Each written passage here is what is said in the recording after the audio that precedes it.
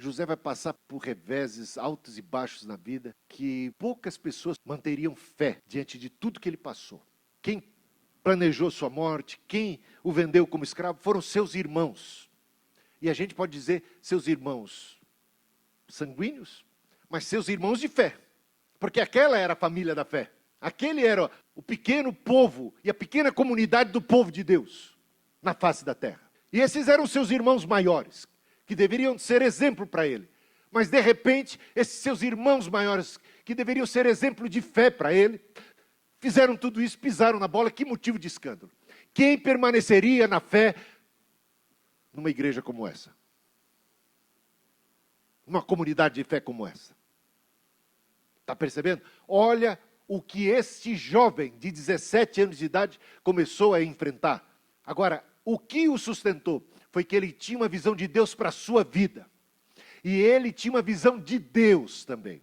Porque não basta você ter uma visão de Deus para a sua vida, se você não tem uma visão adequada de Deus. Porque se você não tiver uma visão de que Deus é grande e todo-poderoso, de que Deus é soberano e fiel, de que Deus é bom e amoroso, de que Deus cumpre a sua promessa, se você não tiver essa firmeza, você vai se abalar. Você vai colocar em dúvida o que você recebeu da parte de Deus como promessa. Você vai duvidar da promessa que Deus fez a Abraão. Vai duvidar do sonho que Deus deu a você, da visão que Deus deu a você, porque você vai apequenar a Deus. Porque o seu Deus será pequeno para aquela encrenca em que você agora se vê. O problema parecerá insolúvel. Você estará numa condição miserável, no fundo do poço, ou como escravo. E quando você prospera na casa de Potifar, porque o que a gente vê é que este homem é inabalável na sua fé, porque ele confia, porque ele está sempre olhando para Deus. Ele não estava olhando para os tropeços dos irmãos mais velhos e colocando nisso uma desculpa para ser fraco, para ser infiel. Ele tinha temor de Deus, ele tinha fé em Deus, ele tinha confiança em Deus e temia Deus e esperava em Deus e pôs em Deus a sua confiança. Por isso ele pôde sobreviver aos ataques infernais. Por isso ele pôde permanecer fiel, ainda que andasse pelo vale da sombra da morte. Ele não temeu mal algum, confiou e olhou e seguiu firme. Foi perseverante, essa paciência. Sabe quanto tempo leva do sonho até o cumprimento da visão? São 13 anos. Dos 17 aos 30. Ele era otimista. No fundo do poço, esperava sair do poço. Vendido como escravo na casa de Potifar, ele falou assim: por que que Deus me colocou aqui? Ele não ficava colocando a culpa nos irmãos. Ah, que infortúnio. Ah, o diabo. Ah, não. O que que Deus tem para mim neste lugar? Porque Deus é soberano. Ah, eu sei que existe o mal. Eu sei que existe a inveja. Eu sei que puxaram o meu tapete. Eu sei que tramaram contra mim. Eu sei que por maldade e malignidade eu vim parar nesse lugar. Mas eu sei que Deus é maior. E o que Deus tem para mim neste lugar? Por que foi que Deus me trouxe aqui? É Deus, é Deus, é Deus o tempo todo na vida e na mente de José. Isso faz a diferença. Otimismo como escravo na casa de Potifar. Temente a Deus, servindo fielmente, uma honestidade. Esse homem está longe de casa, esse homem está longe da igreja, ele está longe dos seus conhecidos, ele está como escravo, e ele segue sendo honesto, e por sua honestidade e por sua retidão, conquistou a confiança do seu Senhor, até o ponto dele ser o grande administrador dos negócios na casa de Potifar, e por ser jovem e bonito, a esposa do Potifar ficou de olho nele, ele foi assediado, ela armou uma arapuca para pegá-lo, para fisgá-lo, e ele sozinho com ela. Não tinha o Potifar para ver, não tinha mais ninguém para olhar. Quando ela se viu sozinha e deu o bote, ele disse: como eu posso trair a confiança do meu Senhor? E tem mais, como eu poderia pecar contra Deus, que tudo vê e que tudo sabe? Essa mulher vai acusá-lo de tentativa de estupro, e ele vai parar na prisão. Em pouco tempo ele já ganha a confiança do carcereiro, o carcereiro dá a chave da prisão para ele e ele toma conta de todos os presos. José sempre estava vendo nas crises uma oportunidade, dado o seu otimismo e sua confiança em Deus. Você não vê José aqui murmurando, desanimado? O copeiro teve um sonho, José interpretou e o resultado era que o copeiro seria perdoado e voltaria a atuar como copeiro de Faraó. E o José entendeu, olha o caminho de Deus. Olha o caminho de Deus, gente. É deste jeito que eu vou ser liberto dessa prisão. Mas não foi bem assim. O sonho se cumpriu. O copeiro foi liberto. Foi trabalhar de novo com o Faraó. E o copeiro se esqueceu de José, que ficou mofando anos e anos ainda na prisão. E aí você, numa situação como essa, você fala assim, Deus, quando eu imaginava que o Senhor de maneira maravilhosa me salvaria, quando eu vi a tua mão nessa questão do sonho do copeiro, e pensei que era deste modo, e animei meu coração, o Senhor me decepcionou profundamente, hein, Senhor? Por quê? Quando eu pensei que agora ia ter a minha libertação e nada. Imagine-se numa situação como essa. E os anos se passam, e nada do copeiro se lembrar do José. Até que Faraó tem um sonho. E ninguém conseguiu interpretar o sonho de Faraó. O copeiro então se lembra. Agora lembrei. Tem alguém lá na prisão que interpreta sonhos. Ufa, puxa José, foi mal. Chamaram José, José interpretou o sonho. São 7 anos de prosperidade, que se seguirão por 7 anos de fome na terra.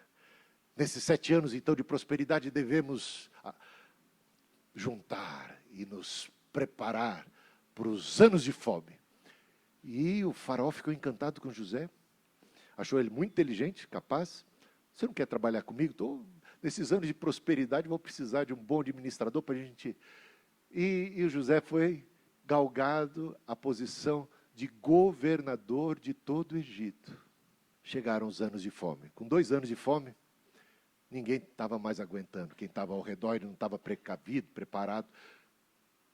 O que envolvia seus familiares lá em Canaã.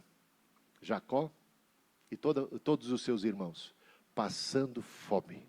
Enviados por Jacó, foram até o Egito sem saber se José estava vivo ou não, e muito menos imaginando que José estivesse na condição de governador. Foram lá e de repente o José percebeu quem eles eram. Agora chegou a hora da vingança. Agora chegou a hora da retaliação. Agora vocês vão comer na minha mão. Mas não foi bem assim que aconteceu.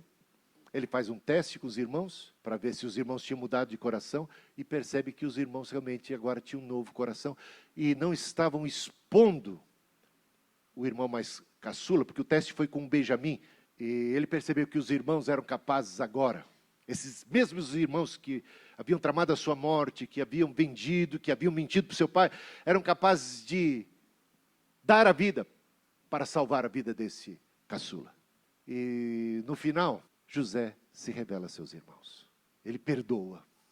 E ele ainda diz, olha, não fiquem assim tão tristes com o que vocês aprontaram, que esse foi um caminho de Deus.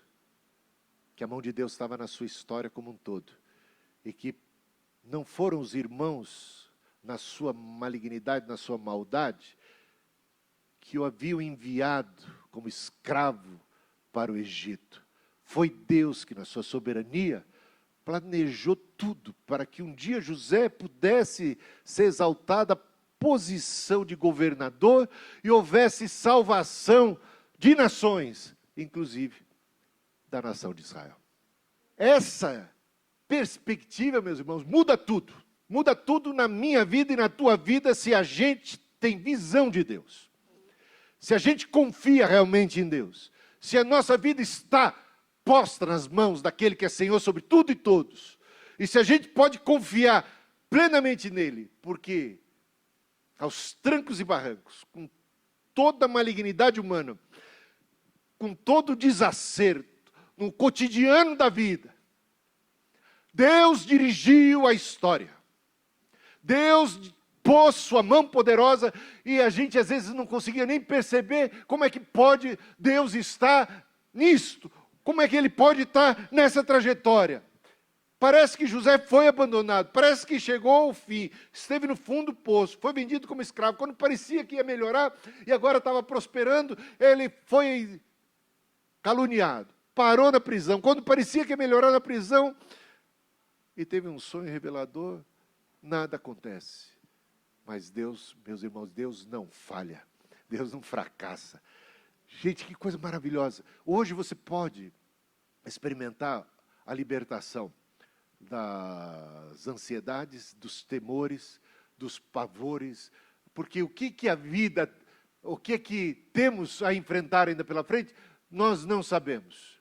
Deus não está prometendo, sabe, pastos verdejantes a cada etapa da nossa vida, não está prometendo isso. Ele é o bom pastor, nos guia às águas de refrigério, Ele nos traz aos pastos verdejantes, sim, mas também, ainda que estejamos nos vales sombrios, Ele estará conosco, a sua vara e o seu cajado nos consolarão, e Ele vai preparar uma mesa na presença dos nossos adversários, e o sonho vai se cumprir, meus irmãos. Os irmãos vão se dobrar diante de José, não tem como. Eles estão morrendo de fome, eles precisam da ajuda de José, eles precisam da misericórdia de José, eles precisam do perdão de José. Aliás, Jacó havia se dobrado diante de Esaú, clamando por misericórdia e por perdão.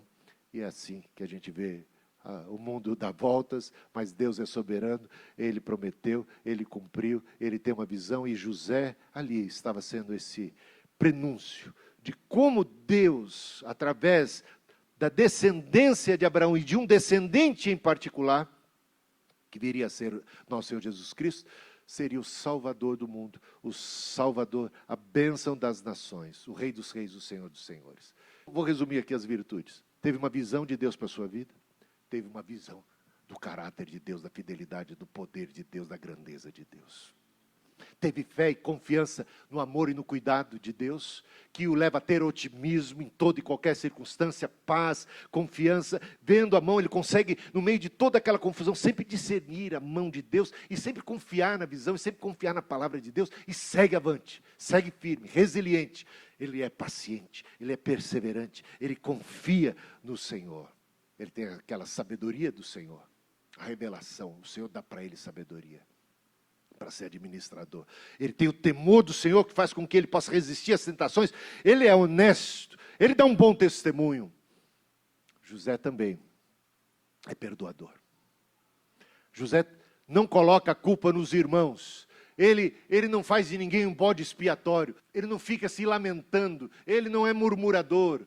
Ele consegue, nesse processo todo, permanecer fiel, firme, esperançoso, cheio de fé. E não é que Deus é fiel e cumpre tudo na vida dele? Isso é maravilhoso. Espero que essa mensagem ajude você a fortalecer, primeiro, sua visão em Deus. Confiança na palavra, na promessa de Deus. Quantas ricas e benditas promessas. Quanta visão de Deus para aqueles que são seus. Nós temos aqui. Firme-se em Deus e firme-se na palavra de Deus e na promessa do Senhor. Ele disse, eis que estarei convosco todos os dias, até a consumação dos séculos. Todas as coisas, diz o apóstolo Paulo, cooperam para o bem daqueles que amam a Deus. Todas elas. Deus é poderoso para fazê-las convergir para o nosso bem. Como aconteceu com José, o Senhor faz isto em favor de todos aqueles que amam e esperam e confiam e firmam seus olhos em Cristo, no Senhor da vida.